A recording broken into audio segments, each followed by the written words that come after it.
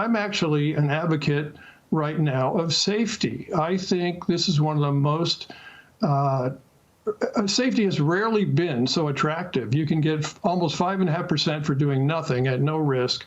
And there's so much risk in the stock market. Everyone seeks financial stability, and most people see investing in the stock market as a potential route to wealth and prosperity.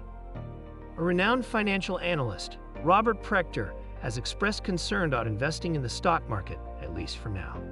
With his keen eye for economic patterns, Prechter suggests that now may not be the opportune time to invest. I'm actually an advocate right now of safety. I think this is one of the most, safety has rarely been so attractive. You can get almost 5.5% for doing nothing at no risk. And there's so much risk in the stock market right now. We've talked about some of the sentiment indicators. I'd like to talk about some of the momentum indicators as well. Sure, tell me about that. Well, you mentioned the NASDAQ 100. The NASDAQ 100 is at a new all-time high, but the NASDAQ composite is not. So even within the tech sector, which everybody loves, the leadership is extremely narrow. We've got a new high, for example, in the S&P, and other indexes aren't following suit. For example, the Russell 2000. Russell 2000 is a broad index of small and mid-cap stocks. It's still down 20% from its high in 2021. Now, some people define a bear market as being down 20%. But maybe so this the is a average stock catch-up across the time that board they is will just catch down in a up. bear stick. I'm sorry, Robert, I jumped on you rudely there, but maybe No, that's okay. The bulls are saying, well, it's just a matter of time before they do catch up, and they're clawing their way back, and they will do that, and this market will be confirmed, you say?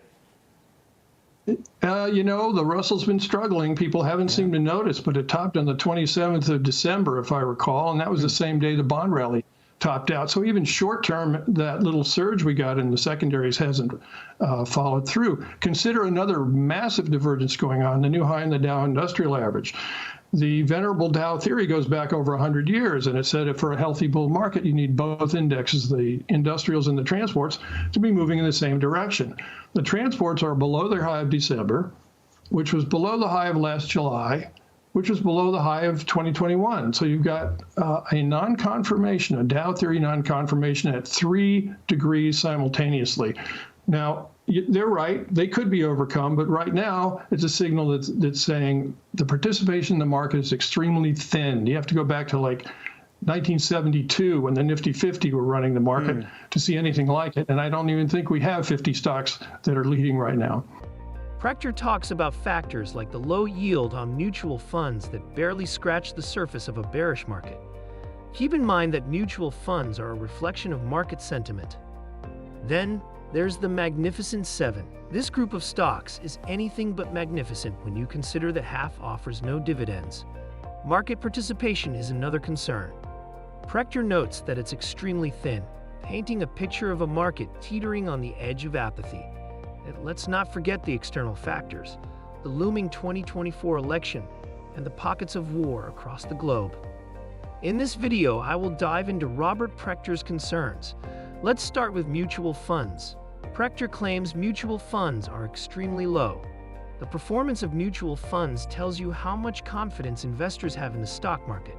You'd be right to say that mutual funds are the collective heartbeat of countless portfolios, whose pulse is dictated by market trends.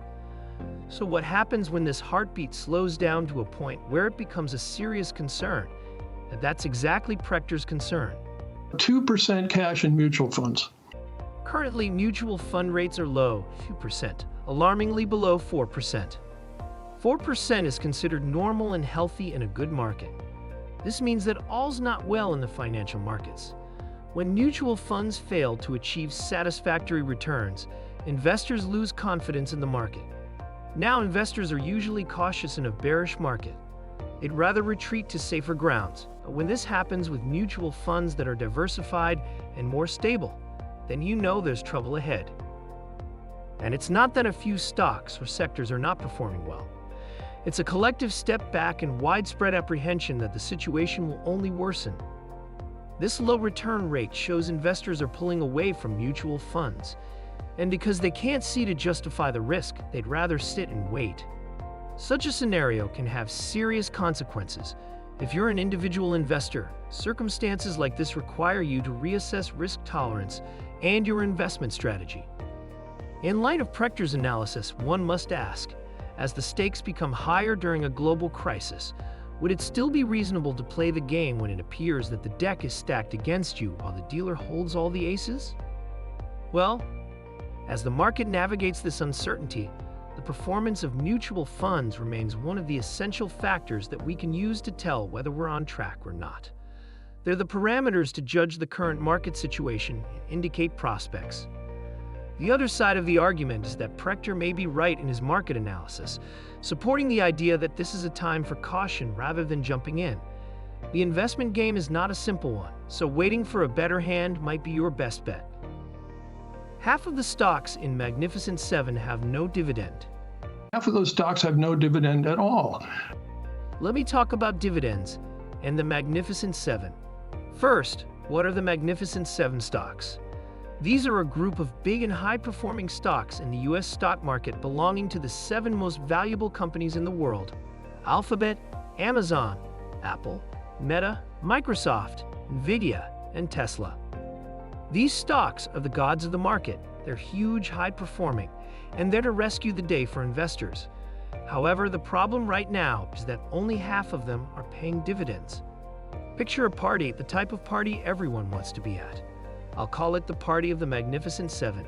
However, as you join the crowd, you are surprised to learn something strange. Half of the people distribute gifts, while the other half only enjoy the music. Today, dividends are like gratitude cards from businesses to investors. They say, "We're grateful for your faith in us. Here's a small gesture of our appreciation." Nevertheless, when a company does not offer dividends, it is as if saying, "We are making big plans and need all the cash we can get to make it happen." It is not necessarily bad. It is just another way of doing business. So, why are you worried? I think dividends are a manifestation of a company's confidence. They're saying, "We're in profit and we're willing to assist you," or "No dividends mean we're saving for the rainy days or the big venture." It's like picking between a permanent job or beginning to set up your own business. The first one gives you a regular paycheck, and the other might make you influential. Market participation is extremely thin. When you hear about the stock market, a bustling place of activity usually comes to mind.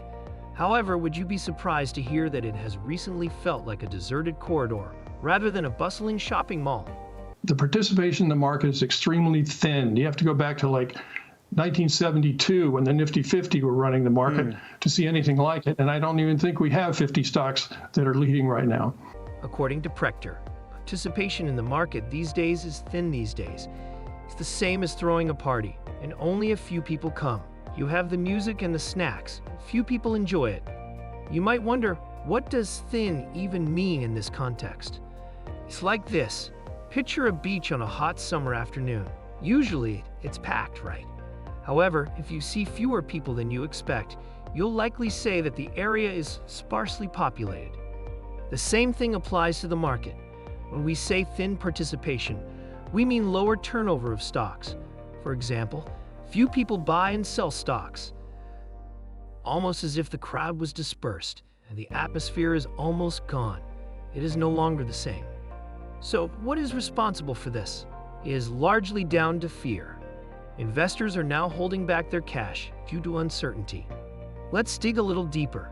In 2023, about 61% of adults in the United States were invested in the stock market. That number hasn't changed much over the last few years. It's still below the peak before the Great Recession when it hit 65%. It's like a dance floor that's lost some of its dancers. Sure, there's still movement, but there's also a lot of space. Now let me talk numbers. In 2023, 61% of the U.S. adult population had a share of their wealth invested in the stock market. This trend hasn't gone up over the past years. Before the Great Recession, this number had peaked at 65%. The U.S. economy has recovered ever since, but the stock market has not reached that peak. Additionally, it goes beyond numbers. It has to do with who is absent.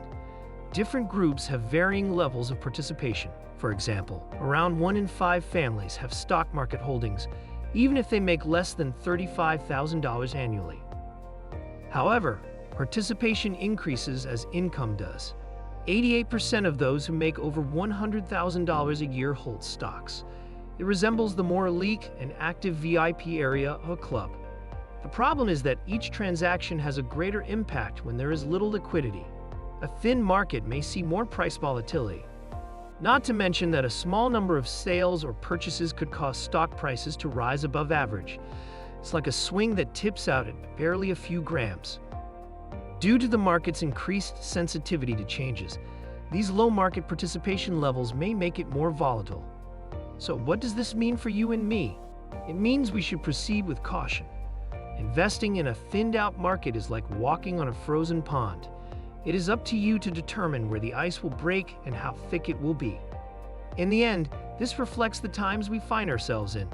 The lesson here is that the market is never static, it's continuously changing. The stock market will bounce back, but right now, investing in stocks isn't a good idea. External factors like the US election and war. Let me talk about two big things that can shake up the stock market: elections and wars. The stock market is a big, sensitive creature. It may be strong, sure, but it can get spooked by big changes or scary news. First up, elections. Prechter believes that the behavior of stock markets can predict the outcome of the US presidential elections. What is your sense of this election year, and would it make a difference if Donald Trump comes in, Joe Biden stays, assuming they're the nominees? How do you play that? My colleagues and I did a study back in 2012 of 200 years of U.S. presidential re-elections.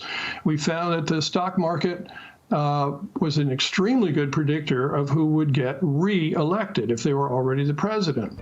They're like the stock market's weather forecast. Sometimes it's all sunny skies and the market's happy, but when election season rolls around, it appears like a bunch of clouds gathering.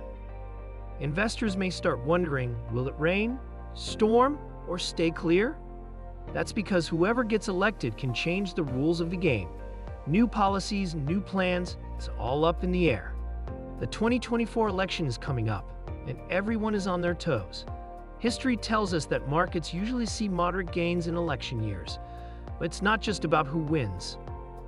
In fact, was in Doha visiting Al Jazeera. If it's a close call, the anger market might get jittery thinking, what's next? But if there's a clear winner, the market might breathe easy, knowing what to expect. Then there's war. It's like a big, scary monster that can pop up and scare everyone. The market gets nervous when there's talk of war or when one starts. People think about safety, not stocks. They might pull their money out and wait till things calm down. The Russia-Ukraine war and the Israel-Gaza conflict have both had notable impacts on the U.S. stock market, each in different ways. The Russia-Ukraine war has caused significant disruptions in global financial markets. The conflict has led several countries, including the U.S., to impose economic sanctions on Russia, affecting various U.S.-listed stocks. For instance, companies with direct or indirect exposure to the region, like Philip Morris International and Pepsi, have felt the impact. The war has also influenced commodity prices, increasing oil, wheat, and palladium prices due to the conflict. These changes in commodity prices have, in turn, affected equity prices in the U.S. and worldwide. Initially, global equities tended to decline sharply, but they mostly recovered later. As for the Israel-Gaza war, it has also rattled financial markets and reached U.S. investors. The immediate financial effects included higher prices for oil and gold, a stronger U.S. dollar, and a decline in airline stocks. Such conflicts can lead to increased volatility in the stock market. Investors may move towards traditionally safer assets like gold and currencies. Investors see these assets as safe havens during times of geopolitical instability. However, it's important to note that while the stock market often reacts negatively to the outbreak or anticipation of war, it has shown resilience over time and often recovers as the situation stabilizes or the scope of the conflict becomes clearer. And there you have it, a journey through the twists and turns of the stock market, guided by the insights of Robert Prechter. I hope you enjoyed this video. Hearing the insights from Robert, what are your thoughts now about the stock market? Comment your thoughts below. Leave a like and subscribe to my channel for more financial updates like this. See you on the next one.